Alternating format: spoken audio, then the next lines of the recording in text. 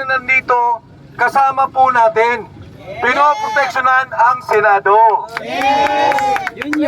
Yung mga Marines po na pumasok, kasama rin po natin yun. Kasama yun na Sergeant at Arms. Alam ko na nabahala po kayo dahil nagkaputukan. Pero hindi po galing dito yun, doon po sa kabila.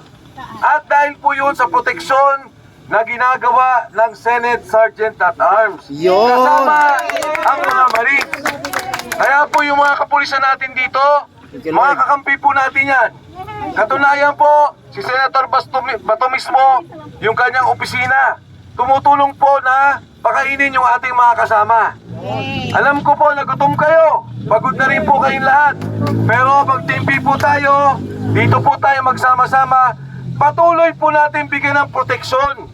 Dahil ang hiling po ni Senator Bato kanina nung mag-usap kami, ang mga sibilyan, kung papaligiran to, kung meron mang gustong gawin, yung mga armado na hindi natin kasama, ay may proteksyon po ang mga kasama din nating sundalo. May iwasan na magkagulo at magkaputukan.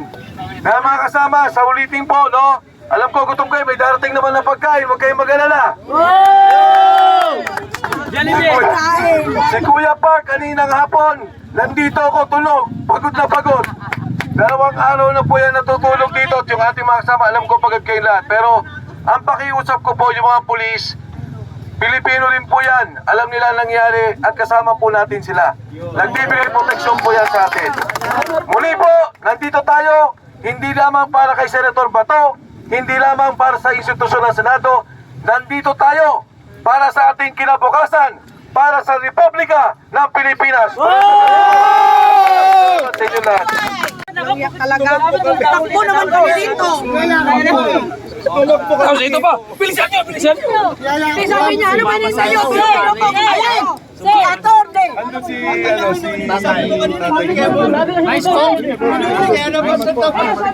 Kahit tapos yung pagkain ko.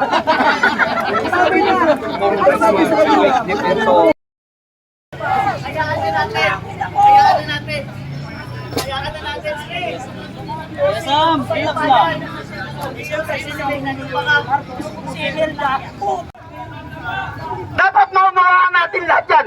Kaya ang bansa natin ganito. Ginagamit nilang private army ang kapulisan. Saan ka nakakita? Kapwa mo Pilipino, dalhin mo sa ibang bansa. May kaso, hindi ba nga nakakasuhan rito eh?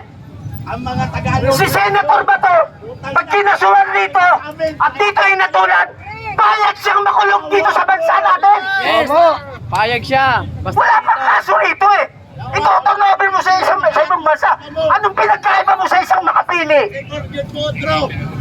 Napakahirap. Hindi magkalayo. Dati rin naman nagserbisyo si Senator Bato sa ating kapulisan.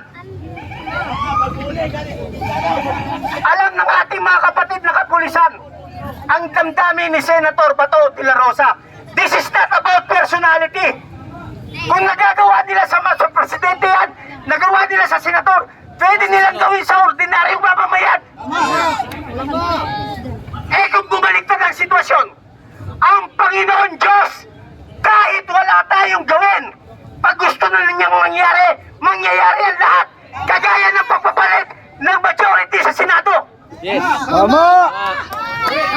Kahit magpagulong-gulong tayo sa kalsada, pag ayaw pa ng langit, walang mangyayari.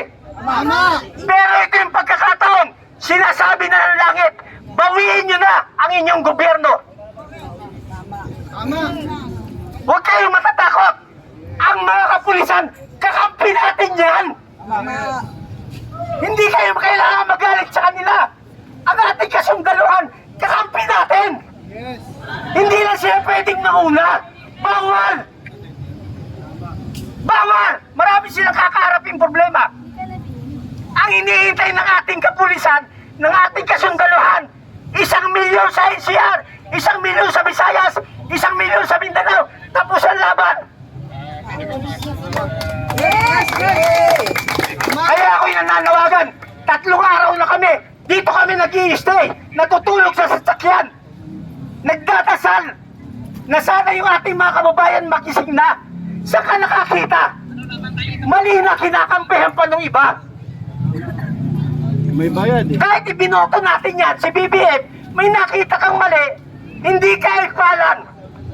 Responsibilidad natin na punahin siya kasi tayo nagupo. Kaso ito, pakinggan nyo. Ang malaking problema, akala natin, ang nagupo kay BBM at sa lahat na nakaupo sa gobyerno, sinisisi nila taong bayan. Hindi po tayo ang nagluklok sa kanila. Ang nagluklok sa kanila, yung dayaan sa COMELEC. Yes. Kaya ganito bansa natin. Kung yung totoong binoto natin, lumabas, hindi tayo ganito. Tama, tama. Ang laki na ng problema ng bansa natin. Lubog na sa utang. Utang ng utang. Utang inang-inang. Utang na utang. Panawagan ni Captain Dado, panawagan natin. Lahat ng ating mga kababayan, dito sa NCR, pumunta na kayo rito. Napakasimple lang. Bawiin natin ang gobyerno sa isang mapayapang hakbang. Ito ang Diyos! Yes. Nag-create siya ng batas ng tao. Ang tawag yan inherent right. Karapatang magsalita ng malaya. Karapatang mabuhay ng payapa. Karapatan natin na isigaw kung ano yung nasa ating damdamin. Bigay yan ng Panginoon Diyos sa atin. Gumawa siya kayo ng tao. Ang tao gumawa ng batas. Kaya na-create ang ating legislative, judiciary, executive. Sino gumawa niyan? Taong bayan! Yes. Ngayon, ito ang presidente. Ang nasa taas ng presidente, taong bayan. Ang inuutusan ng presidente para supilin ang ating karapatan magsalita. Ang ating karapatan mabuhay ng payapa. Ang inuutusan nila, ang Forces of the Philippines, ang ating PNP. Malaking pagkakamali. Dapat ang nag-uutos sinusunod ng AFP at PNP, taong bayan, Yes. hindi ang Pangulo. Ayaw nila ng ginagawa nila. Mainit. Gutom. Correct. At alam natin sa puso natin, naghihintay lang ang armed forces na dumami ang taong bayan. Naghihintay lang sila. Pagod na rin sila katidepensa sa mga demonyong nakaupo sa gobyerno. Kailangan na natin gumawa ng aksyon. Huwag yung nakatuwa na tayo dito. Basagin na natin yung depensa. Lockdown kami. Pakinggan muna natin. Lockdown.